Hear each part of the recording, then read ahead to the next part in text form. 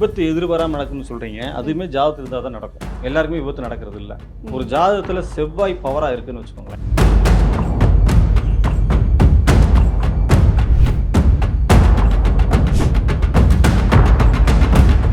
அவங்க தாத்தா அவர் ஒரு 20 வயசுல அந்த காலத்தில் ஒரு பிள்ளை லவ் பண்ணியிருப்பாரு. அவங்க வீட்டில் ஒத்துக்கலன்னா இவர் சூசைட் அட்டன் பண்ணுறாருன்னு வச்சுக்கோங்க. பிற்காலத்தில் 3ஆம் தலைமுறையாக பேரை வராரு அப்படின்னா பேரனுக்கு கிட்டத்தட்ட அதே 19-20 வயசுல சூசைட் பண்ணிக்கலாம் ஒரு எண்ணம் வரும்.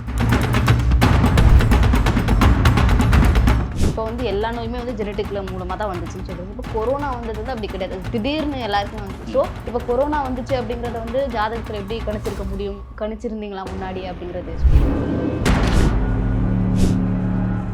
கணவன் மனைவி வசியம், தொழில் வசியம், தகாத உறவை பிரித்தல், தனவசிய குடுவைமை போன்ற அனைத்து விதமான மை மற்றும் மாந்திரிக பயிற்சி பெற ரத்த கணபதி மாந்திரிக பயிற்சி நிலையத்தை அணுகவும். தொடர்பிற்கு ஸ்கிரீனில் தெரியும் எண்ணை அழைக்கவும். ரிஃப்ளெக்ட் ஆன்மீகம் நேயர்களுக்கு வணக்கம். இன்னைக்கு நம்ம கூட மருத்துவ ஜோதிடர் பத்மநாபன் சார் தான் இணைஞ்சிருக்காங்க. அவங்க கூட பேசி மருத்துவ ஜோதிடம் அப்படின்னா என்னன்னு சொல்லி நாம கேட்டு தெரிஞ்சுக்க போறோம். வாங்க பேசலாம். வணக்கம் சார். ரிஃப்ளெக்ட் ஆன்மீகம் நேயர் அனைவருக்கும் வணக்கம். பொதுவாக மேலோட்டமாக வந்து இந்த ராசிக்காரர்களுக்கு வந்து இந்த மாதிரியான பிரச்சனைகள் வரதுக்கு வாய்ப்பு இருக்குது அப்படிங்கிறது எங்களுக்கு கொஞ்சம் ஒரு அவுட்லைன் மாதிரி சொல்கிறீங்களா சார்? இப்போ பொதுவாகவே நாங்கள் வந்து இந்த ராசிக்காரங்கன்னு சொல்றதை விட அந்தந்த ராசிக்கு உண்டான அதிபதினு ஒன்று இருக்குது. ஏன்னா நாங்கள் ராஜநாடி மெத்தடில் பெரும்பாலும் நாங்கள் எல்லாமே வந்து காரகத்துவத்தை கிரகத்திலேருந்து தான் எடுக்கிறோம். பாவ அதிபதியாகவோ பாவ கிரகமாகவோ நாங்கள் பாவ அதிபதியாக நாங்கள் எதுவுமே எடுக்கிறது இல்லை. அப்படிங்கும்போது இப்போ மேச ராசி அப்படின்னா அதுக்கு அதிபதி யாருன்னா செவ்வாய். செவ்வாய்ங்கிறது ஒரு டென்ஷன் பார்ட்டி தான் வச்சுங்களேன். எதையுமே வந்து சடனாக முடிக்கணும், அவங்களுக்கு இந்த பொறுமையாக செய்கிற வேலைலாம் ஆகாது, நினச்சா மாத்திரத்தை உடனே முடிக்கணும் அப்படின்னு செய்யக்கூடிய இந்த அமைப்பில் இருப்பாங்க மேச ராசிக்காரவங்களும் விருச்ச ராசிக்காரவங்களும். ஏன்னா இது ரெண்டுக்குமே வந்து செவ்வாய் தான் அதிபதியாக இருப்பாங்க வச்சுங்களேன். இதுக்கு சின்ன சின்ன வேறுபாடு இருக்குது. ரெண்டுமே ஒரே செவ்வாயாக இருந்தாலும் இது சின்ன சின்ன வேறுபாடு இருக்குது. மேலே இருக்கிற இந்த மேசத்துக்கு உண்டான செவ்வாய் என்ன செய்யும் அப்படின்னா ஒரு கேர் இருக்கும். அதுலேயுமே தான் வேலை நடக்கணும், அதில் ரொம்ப இதாக இருப்பாங்க, ஸ்பீடாக இருப்பாங்க. ஆனால் அதுலேயுமே ஒரு பொது நலம் இருக்கும். இந்த விருச்சக ராசி இருக்குது இல்லைங்களா, இது வந்து பார்த்திங்கன்னா இது கொஞ்சம் சுயநலமாகவும் இருப்பாங்க இல்லைங்களா. அந்த சுயநலம் வந்து இந்த பராசத்தில் சிவாஜி சொன்ன மாதிரி தான், என்னுடைய சுயநலத்தில் ஒரு பொது நலமும் கலந்துருக்கிற மாதிரி தான் இருப்பாங்கன்னு வச்சுங்க. இருந்தாலும் அடுத்தவங்க அதை புரிஞ்சிக்க முடியாது, அவ்வளோ ஸ்பீடாக இருக்கும். விருச்சக ராசிக்காரங்க செய்கிற வேலையை அடுத்தவங்க புரிஞ்சுக்கவே முடியாது. ஏன்னா இவங்க அவ்வளோ ஸ்பீடாக செய்கிறதுனால அடுத்தவங்களுக்கு ஏதோ ஒரு தன்னிச்சையாக முடிவு எடுக்கிறான் அப்படிங்கிற மாதிரி அவங்களுக்கு ஒரு ஃபீலை கொடுக்குது. அடுத்து வந்து பார்த்தீங்கன்னா ரிஷபத்தோட அதிபதி யாருன்னா சுக்கிரனுங்க. அப்போ ரிஷபத்தோட அதிபதியும் சுக்கிரனும் வந்து கீழே துலாமே வந்து சுக்கிரன் தான். இவங்க வந்து பார்த்தீங்கன்னா அவங்களுடைய எண்ணம் செயல் எல்லாமே வந்து ஒரு சௌரியமாக இருக்கணும், வசதி வாய்ப்பாக இருக்கணும், ஒரு வணிகம் சார்ந்தது இருக்கணும், வியாபார நோக்கத்திலே இருப்பாங்கன்னு வச்சுக்கோங்களேன். ஒரு சின்ன ஒரு கடைக்கு போனால் கூட அதில் கூட ஒரு பெஸ்ட்டாக வாங்கணும், கொஞ்சம் கலைநயமிக்க ஒரு இதாக வாங்கணும் அப்படின்னு ஆசைப்படுவாங்க. அப்புறம் வந்து மிதுனமும் கன்னியும் வந்து பார்த்திங்கன்னா புதன் தான் அதுக்கு காரகத்துவமாக இருக்காங்க. இவங்க வந்து பார்த்திங்கன்னா கணிதம் போடுறது, பேங்க் வட்டி வரவு செலவு கணக்கு பார்க்குறது, டியூஷன் சென்டர் எடுக்கிறது, சொல்லிக் கொடுக்குற வேலைகள் பார்க்குறது, இது எல்லாமே வந்து புதனுடைய ஒரு காரகத்துவமாக, புதனுடைய ஒரு அவங்களுடைய இயல்பாகவே அப்படி இருப்பாங்க. மற்றவங்க ஒரு வேலை செய்கிறதுக்கும் இந்த 2 ராசிக்காரங்க புதனும் கன்னி ராசிக்காரங்களும் பார்த்தீங்கன்னா ஒரு வேலையை கச்சிதமாக செய்யணும்னு நினைப்பாங்க, ஒரு பிளான்டாக இருக்கும் அவங்கள்ட்ட. அப்புறம் வந்து கடக ராசி வந்து சந்திரன் வந்து பார்த்திங்கன்னா உங்களுக்கு உணவு, டிரான்ஸ்போர்ட்டு, வெளிநாட்டு தொடர்பான விஷயங்கள், இது எல்லாமே வந்து சந்திரன் குறிக்கக்கூடியது. இந்த சந்திரன் வந்து பார்த்திங்கன்னா பெரும்பாலும் வந்து ஒயிட் கலர் யூனிஃபார்ம் போடுவாங்க. இந்த நர்ஸு, கப்பலில் வேலை பார்க்குறவங்க பார்த்திங்கன்னா ஒயிட் கலர் யூனிஃபார்ம் போடுவாங்க. அப்போ அவங்க நர்ஸு வந்து வெறும் இந்த ஒயிட் கலர் யூனிஃபார்ம் போடுறவங்களாம் பார்த்திங்கன்னா ஒரு கேரிங்கோடயே இருப்பாங்க இல்லைங்களா, தாய்மை உணர்வுன்னு சொல்லுவாங்க அதை இல்லைங்களா. ஆனால் இவங்க வந்து பார்த்திங்கன்னா அதிகப்படியான பாசை வச்சு அதிகப்படியான வம்படியாக போய் வேலை செஞ்சு கெட்ட பேர் தான் வாங்கிட்டு வந்துடுவாங்க இல்லைங்களா. இது அப்புறம் வந்து பார்த்திங்கன்னா சிம்மம் வந்து சூரியன் ஆளுமை, அப்பாவை குறிக்குது, மகனை குறிக்குது, அரசு வேலையை குறிக்குது, சொந்த தொழிலை குறிக்குது. இது எல்லாமே சூரியனுடைய காரகத்துவம். அப்புறம் அடுத்து நம்ம பார்க்க போகிறது பார்த்திங்கன்னா தனுசுவும் மீனம், இது ரெண்டுமே குரு தான். இவங்க வந்து பார்த்திங்கன்னா பெரும்பாலும் சொல்லிக் கொடுக்குற வேலையாக இருப்பாங்க. ஒரு கோயிலில் அர்ச்சகராக இருக்கிறாரு அப்படின்னா அவங்க பெரும்பாலும் இந்த இதாக இருப்பாங்க. ஏன்னா அவங்க வந்து ஒரு குருஸ்தானத்தில் போயிடுவாங்க.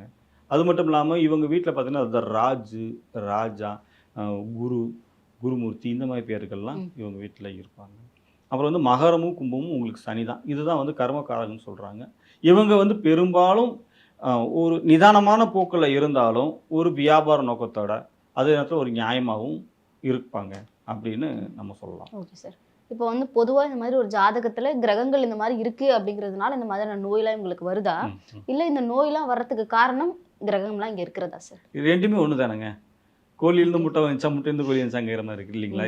ரெண்டுமே வந்து அவங்க ஜாதகத்தில் அப்படி அமைப்பில் இருக்க போய் தான் வருது இல்லைங்களா? ஏன்னா தாத்தா பாட்டி அப்பா அம்மாட்ட இருந்து வரக்கூடிய அந்த குழந்தைக்கு என்ன தலையெழுத்தோ அவங்கள்ட்ட இருந்து வர்றது, இது ஜெனட்டிக்லேருந்து உருவாகிறது தான். ஒன்றும் வந்து இவங்களுக்காக ஒன்றும் செப்பரேட்டாக யாரும் படைக்கல இல்லைங்களா? அவங்கள்ட்ட இருந்து வரக்கூடிய தொடர்ச்சி தானே. அப்போ அப்படி தானே இருப்பாங்க. அதே மாதிரி இந்த குழந்தைக்கு இருக்கு, நாளைக்கு வளர்ந்து இதோட குழந்தை வரும்போது இதோட அமைப்பில் தான் இருக்கும். கொஞ்சம் முன்ன பின்ன இருக்கலாமே தவிர பேஸ்டு ஒன்றா தான் வருங்க. Okay sir.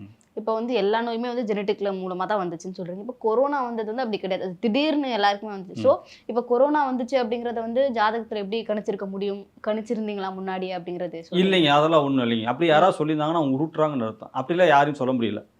ஆமாம், கொரோனா வந்துடும், ஒரு 1.5 வருஷம் எல்லா வீட்லேயும் முடங்கியிருப்பீங்க, நாங்கள் முதல்ல சொன்னோம்னா அப்படிலாம் யாருமே சொல்லலை. சில பேர் நான் சொன்னதாக சொல்லிட்டு இருக்காங்க, அதில் உண்மையும் கிடையாது. அதாவதுங்க, கிரகங்கள் சில இடங்களில் போகும் பொழுது, கோச்சார ரீதியாக சில இடங்களில் போகும் பொழுது அது தொடர்பான சிக்கலையோ அல்லது அது தொடர்பான பாசிட்டிவோ கொடுக்கத்தான் செய்யுது. ஆனால் இதுதான் இது கொரோனா தான் வரும் அல்லது உலகம் பூரா இப்போ பஞ்சாங்கத்தில் எடுத்து பார்த்தீங்கன்னா இந்த குரோதி ஆண்டு, விக்ரம் ஆண்டு இதெல்லாம் வந்து வெள்ளத்தால் பாதிக்கும் அப்படின்னு போடுவாங்க. அங்கங்கே நிலநடுக்கம் ஏற்படும் அப்படிப்பாங்க. அதில் போட்டாலும் போராட்டி அது அங்கங்கே நடந்துக்கிட்டே தான் இருக்க போகுது இல்லைங்களா? இது இப்போ எல்லா இடத்துலையும் நடந்துட்டு தான் இருக்குது. புயல் வரும், அது வரும், நல்லா எழுதிட்டே இருக்கிறாங்க. அங்கங்கே வெடி விபத்து ஏற்படும், தீ விபத்து ஏற்படும் அப்படிலாம் போடுறாங்க இல்லைங்களா? அது வந்து உங்களுக்கு நடந்துருது சரிங்களா? ஆனால் பர்டிகுலராக இந்த கொரோனா அப்படிங்கிறது யாருமே சொல்லலைங்க. ஆமாம், அப்படிலாம் யாருமே சொல்லலை. எதனால அதை வந்து கணிக்க முடியல அப்படிங்கிறது சொல்ல முடியும்? அது முடியாதுங்க. ஏன்னா அந்த மாதிரிலாம் வாய்ப்பு இல்லை. ஒரு இப்போ ஒன்றும் இல்லைங்க. இப்போ நம்ம நான் டிசம்பர் மாதம் வரைக்கும் என்ன சொல்லியிருந்தேன்னா தங்க விலை 50,000 தாண்டும் அப்படின்னு நான் சொல்லியிருந்தேன். அன்னைக்கு வந்து 42 ரூபா வித்துட்டு இருந்துச்சு. நான் என்ன 50,000 தாண்டும் நான் நிறைய எழுதியிருந்தேன். என்னுடைய ஃபேஸ்புக்லேருந்து நிறைய எழுதியிருந்தேன். அப்போல்லாம் சிரிச்சிட்டு இருந்தாங்க, இதுக்கு மேலே ஏறாது அப்படின்னாங்க. இப்போ பார்த்தீங்கன்னா தாண்டி போயிட்டுருக்கு, கிட்டத்தட்ட 60 கிட்டேயே வந்துருச்சு இல்லைங்களா? ஏன் இதெல்லாம் சொல்கிறது அப்படின்னா, கிரகங்கள் அப்போல்லாம் வந்து பார்த்தீங்கன்னா இப்போ எங்கே இருக்குது அப்படின்னா மீனத்தில் தான் ராகுகேது இருக்குது. மீனம் அப்படிங்கிறது ஒரு செல்வ செழிப்பான ஒரு இடம் இல்லைங்களா? அது வந்து ஒரு கருவூலம் சொல்கிறாங்க, அதை குறிக்கக்கூடியது. அப்போ இந்த பங்குச்சந்தை வீழ்ச்சியாக இருக்கட்டும், இப்போ அதுக்கப்புறம் தான் நிறைய பேர் பார்த்தீங்கன்னா இந்த MV3 அந்த மாதிரிலாம் வந்து வாங்கிட்டு ஓடுறாங்க இல்லைங்களா? இதெல்லாமே அப்போ தான் நடக்கும். நிறைய நம்மளுடைய முதலீடுகள் லாக் ஆகும், வாங்கினவங்க ஓட்டிடுவாங்க. ஏன்னா அந்த முதலீடுங்கிற இடத்துல ராகு உள்ளே வரும்பொழுது, ராகுங்கிறது ஏமாற்று வேலையை கொடுக்குது. ஒன்று நான் ஏமாந்துருவேன், இல்லை நான் யாரையாவது ஏமாற்றுவேன் இல்லைங்களா? ரெண்டுமே தான் செய்யும். அப்போ நான் எங்கேயாவது முதலீடு போட்டிருந்தேன்னா நான் வந்து ஏமாந்துருவேன். நான் முதலீடு வாங்கியிருந்தேன், நான் அடுத்தவனை ஏமாத்துறதுக்கான மைண்ட் செட்டை அது கொடுக்கும். இது ஓவராலாக எல்லாருக்குமே அந்த மைண்ட் செட்டில் இருக்கும். இருக்கிறதுலே பார்த்தீங்கன்னா பெரும்பாலும் இழந்திருப்பாங்க அல்லது அடிச்சிருப்பாங்க. அப்போ அந்த நேரத்தில் கருவூலம்னு சொல்லக்கூடிய அந்த மீனராசியில் ராகு வரும் பொழுது அது தொடர்பான அதிகப்படியான ஒரு உச்சத்தை இப்போ தங்க விலை எட்டிக்கிட்டா இருக்குது. சரி, அப்போ எப்போ உங்கள் குறையினா குறையவே குறையாதுங்க. அந்த ஒரு ஸ்டேஜுக்கு போயிட்டு அது அப்படியே மெயின்டைன் ஆகிட்டு இருக்கும். அது குறைய வாய்ப்பே இல்லை. அப்படியே குறைஞ்சாலும் 50 ரூபா குறையும், ஆனால் அடுத்த ஒரு மாதத்தில் 100 ரூபா ஏறும். அதுக்கு குறையாமல் இருக்கலாம் இல்லைங்களா? இது இப்படி தான் நடக்கும். இது மாதிரி ஒவ்வொரு கிரகத்துக்கும் நான் ஏற்கனவே சொன்னது போல் ஒரு காரகத்துவம் இருக்குது இல்லைங்களா? அங்கே ராகுவோ குருவோ கேதுவோ எது வந்தாலும் பாசிட்டிவான கிரகங்கள் சொல்லக்கூடிய குரு சனியை வந்தால் அது வந்து நமக்கு பாசிட்டிவாக நடக்கும். ராகு கேதுங்கிறது இங்கே டேமேஜ் பண்ணக்கூடிய கிரகங்கள். அது வரும்பொழுது அந்த கிரகம் குறிக்கக்கூடிய காரகத்துவம் நமக்கு டேமேஜ் பண்ணும் அப்படிங்கிறது தான் அங்கே. அப்படி வரும்போது மேசத்தில் ரிஷபத்தில் வரும் செவ்வாய் இருக்கும் பொழுது தான் ராகு கேது உள்ளே வரும்போது தான் நமக்கு எல்லாருக்குமே வந்து கொரோனா அந்த 2019 2020 21 வரைக்கும் நம்ம எல்லாமே ஸ்ட்ரகிள் ஆகணும். செவ்வாய்ங்கிறது நான் இந்த ப்ரோக்ராம் ஆரம்பிக்கும் போது சொன்னேன், செவ்வாய்ங்கிறது தொற்று தொடர்பான பிரச்சனை. அப்போ இயற்கையாகவே எல்லாருக்குமே தொற்று போகும் அப்படிங்கிறது தான் விதி. மற்றபடி இது ஒன்றும் சில பேர் சொல்கிற மாதிரி அரசியல் ஆக்குறதுக்கோ அல்லது இது வந்து இலும்பு நாட்டிகள் கிளப்பி அந்த மாதிரிலாம் அப்போலாம் ஒன்றும் இல்லைங்க. அவனுக்கு இதான் வேலை, அவனுக்கு 1008 வேலை இருக்குது இல்லைங்களா? அப்போ தொற்றுக்கள் உருவாகிறதுக்கு கிரக நிலை காரணமாக இருக்குது இல்லைங்களா? இப்போ இது இந்த நிகழ்ச்சி மூலமாக நான் சொல்கிறது என்னென்னா, இந்த நிகழ்ச்சி எப்போ நீங்கள் ஒளிபரப்பு பண்ணாலும் சரி அல்லது நேயர்கள் எப்போ பார்த்தாலும் சரி அவங்க வீட்டில் கருக்கலைதல் தொடர்பு சம்பந்தமான விஷயங்களை பேசியிருப்பாங்க. அன்றைக்கே பேசியிருப்பாங்க. இவங்க வீடியோ பார்க்கும்போது ஒன்று அன்றைக்கி பேசுவாங்க அல்லது அதுக்கு முதல் நாளோ அதுக்கு அடுத்த நாள், இந்த 3 நாளில் கண்டிப்பாக பேசியிருப்பாங்க. அது மட்டும் இல்லாமல் நாய்க்கடி வாங்குறது, யாராவது நாய் கடிச்சிருக்கும் அது சம்மந்தமாக பேசியிருப்பாங்க. ரத்த தானம் கொடுக்கறத பற்றி பேசியிருப்பாங்க அல்லது இவங்களே ரத்த தானம் கொடுத்துட்டு வந்து பார்ப்பாங்க இந்த வீடியோவை. இது மாதிரி கிரகங்கள் கோச்சாரத்தை வச்சு நம்ம உறுதியாக சொல்ல முடியும். அது எப்படி சார் சொல்ல முடியுது உங்களால? இந்த 3 விஷயங்கள் இருக்கும் அப்படிங்கறது நீங்க எப்படி சார் சொல்றீங்க? ஒன்றும் இல்லைங்க, நான் ஏற்கனவே சொன்னது போல இங்கே இந்த மீனத்தில் வந்து குருவோட வீடு இல்லைங்களா, அங்கே ராகு இருக்கும் பொழுது குருங்கிறது உற்பத்தி திறனுங்க. குருங்கிறது அடுத்த ஜென்ரேஷன் உற்பத்தி பண்ணக்கூடியது இல்லைங்களா. ஏன்னா குரு தான் வந்து இங்கே ஜாதகராகவும் நம்ம சொல்கிறோம். அப்போ அந்த ஜாதகருக்கு குழந்தை பிறப்பு தொடர்பான விஷயத்தை அவங்க அது சம்மந்தமாக தான் யோசிச்சிருப்பாங்க இல்லைங்களா. இப்படி தான் சொல்ல முடியும்.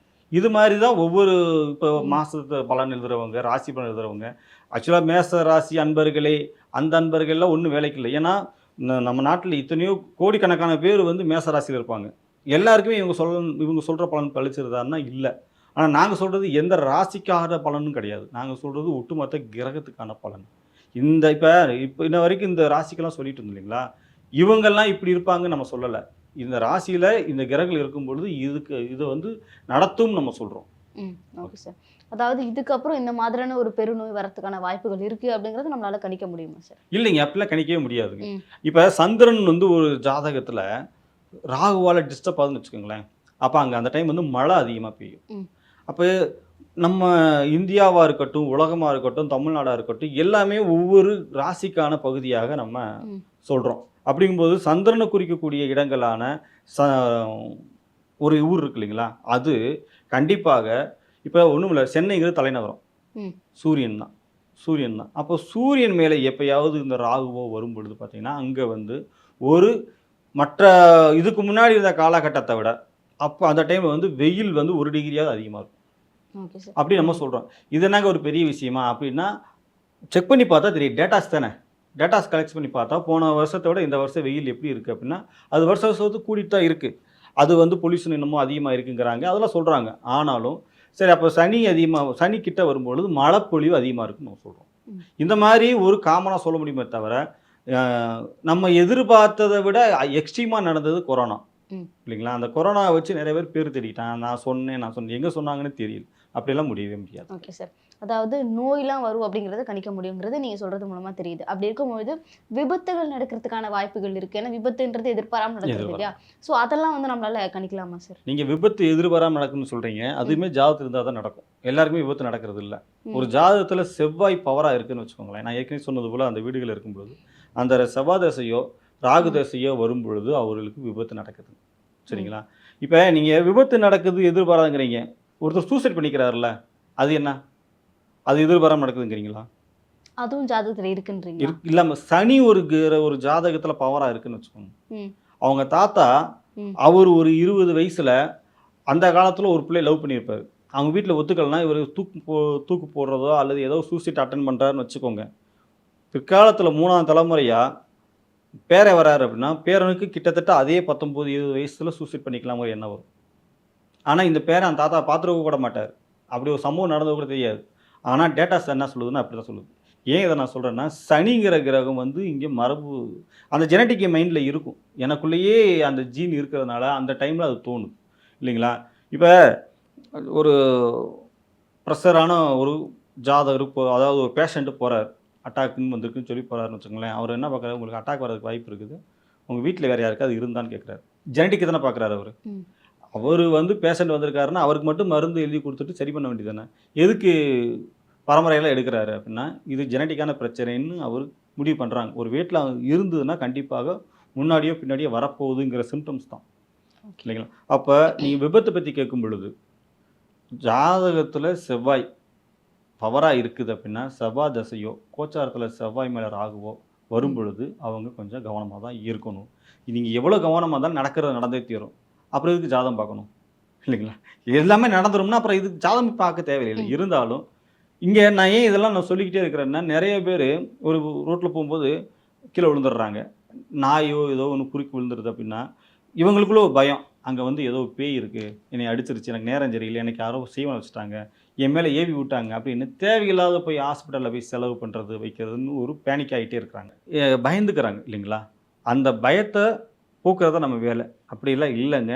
உங்களுக்கு நேரம் சரியில்லை, கிரக நிலை சரியில்லை, அதனால் நீங்கள் கீழே விழுந்துட்டீங்க, உங்களை நாய்க்கு அடிச்சிருச்சு, இந்த டைமில் உங்களுக்கு இது நடக்கும்னு விதி இருக்குது, அதனால் நீங்கள் இதை அனுபவிச்சிட்டீங்க, இதை விட்டு கடந்து வந்திருக்கு, இன்னொரு 1 மாதம் 2 மாதத்தில் நீங்கள் ஆட்டோமேட்டிக்காக சரியாகிடுவீங்க அப்படின்னு அவங்களுக்கு ஒரு புரிதல் கொடுக்கறது தான் நம்ம வேலையே. Okay sir. இப்போ வந்து இறுதியாக உங்ககிட்ட வந்து ஒருத்தவங்க உங்களோட ஜாதகத்தை கொடுத்து இந்த விஷயங்கள்லாம் கணிச்சுத்தாங்கன்னு கேட்டால் என்னென்ன மாதிரியான விஷயங்கள் உங்களால் கணிச்சு சொல்ல முடியும் சார்?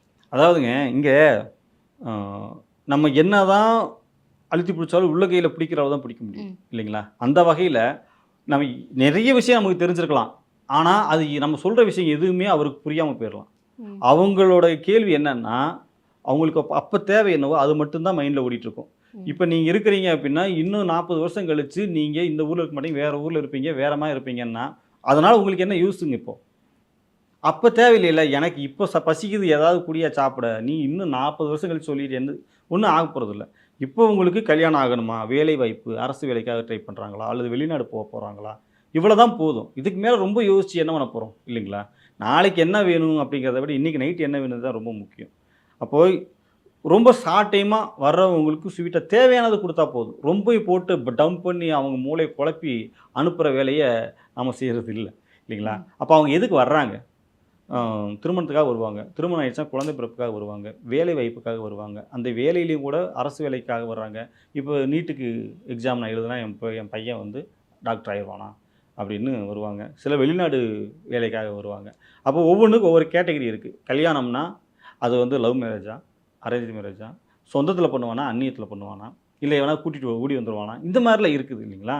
அப்போது அவங்களுக்கு என்ன தேவை அதை சொல்கிறது மட்டும்தான் வேலை. சிலர் வந்து பிரச்சனையாக இருக்குது, நோயாக இருந்துட்டுங்க, ஆஸ்பத்திரி செலவு வச்சுக்கிட்டே இருக்குது, இது எப்போ சரியாகும்? அப்போ அதை மட்டும் கூப்பிட்டு இந்த மாதிரி இந்த காலகட்டத்தில் உங்களுக்கு சரியாகும், சின்ன சின்ன மருத்துவ செக்கப் பண்ணிக்கங்க, சரியாயிடும் சொல்லிடும். அதை விட்டு போட்டு இன்னும் 40 வருஷம் கழித்து நீங்கள் வந்து அம்பானியை விட பெரிய ஆள் ஆகிடுவீங்க அப்படின்னா சிரிப்பான் இல்லைங்களா? சார், ரொம்ப நேரம் வந்து மருத்துவ ஜோதிடம் அப்படின்னா என்னென்னு சொல்லி நிறைய விஷயங்களை வந்து எங்களுக்காக சொன்னீங்க. உங்கள் நேரத்துக்கு ரொம்ப நன்றி சார். அனைவருக்கும் ரொம்ப நன்றி.